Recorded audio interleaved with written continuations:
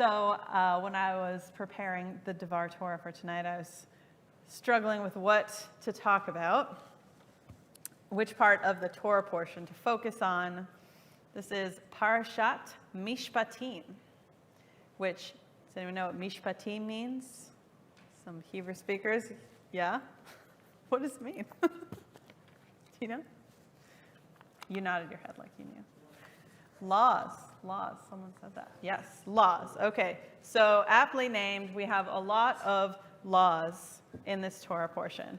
We had all this excitement with the Exodus story the past couple weeks, from slavery to freedom and the sea splitting, and then we actually had Revelation at Sinai and all this very epic narrative in our Torah portion. And then this week, we get to laws. Very exciting.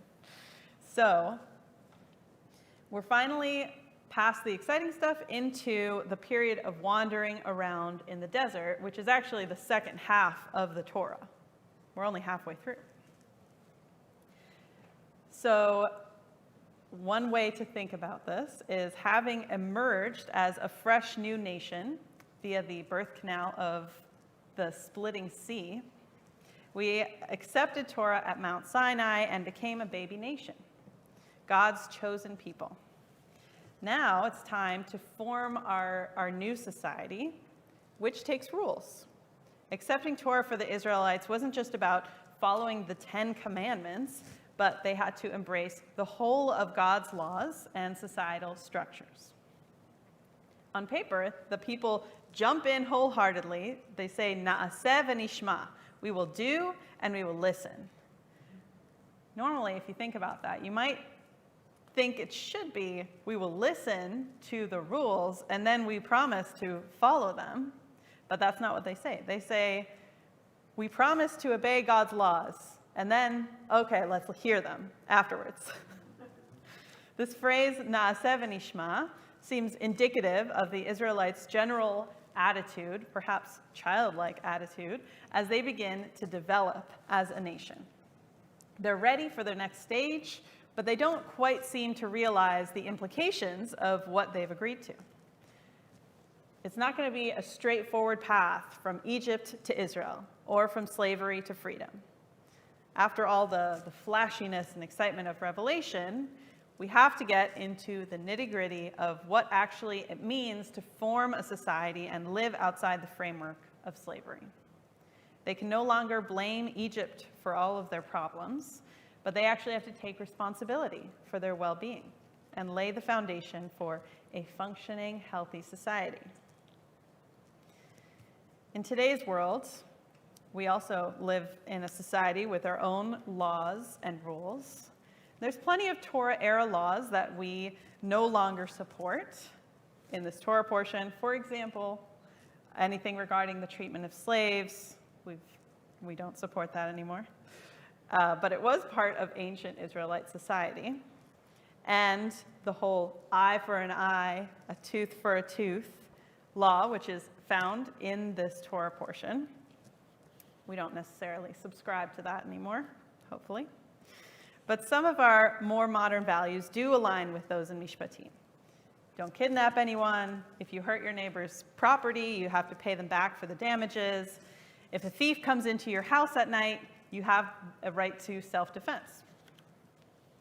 In Canadian law, I have to say, the punishment for such infractions as hitting your parents or stealing your neighbor's ox is not the death penalty as it is in the Torah. And if anyone's wondering, Canada officially abolished the death penalty in 1998. I did Google that. So when we look at our society today, we might have these lofty goals for the rules we should abide by. But we know that our societal systems are not always just. There are acts of prejudice, oppression, and injustice that go unpunished every day. So what can we do in the face of such an unjust world? Rabbi Stephanie Colin explains that when we watch injustices in our society, we might feel frustrated or angry or disillusioned. We might feel our dignity is diminished. When those who have brazenly done wrong are not held accountable, it can feel like something is taken from us. We want to live in a world where justice prevails, where those who hurt others have to pay for their wrongdoings. And when that doesn't happen, our heart aches for the world that we long to see.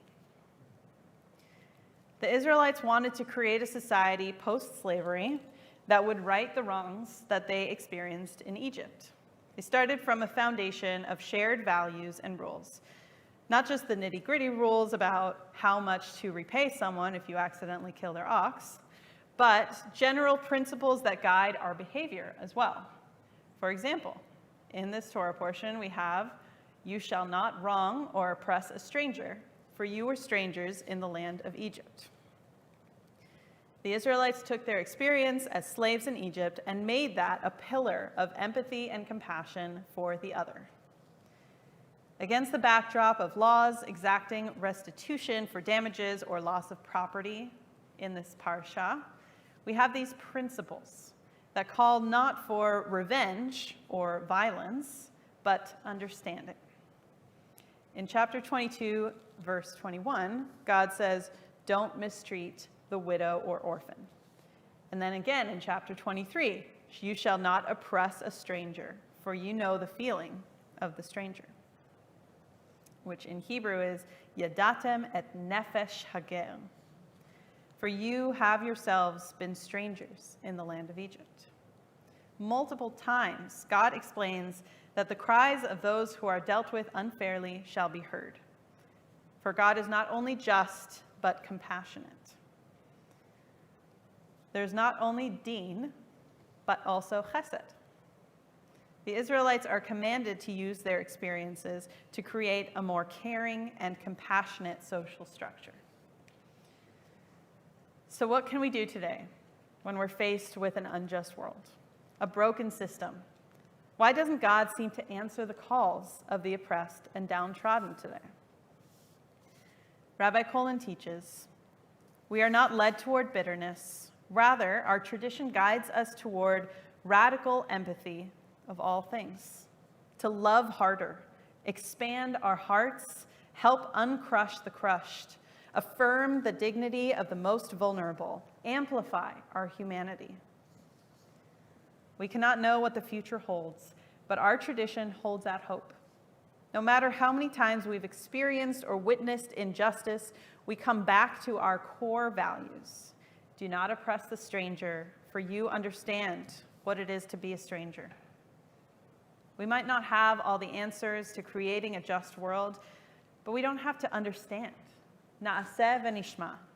Let us do the commandment, and perhaps eventually we'll understand as well. Let us encounter the strangers in our lives from a place of compassion and humanity.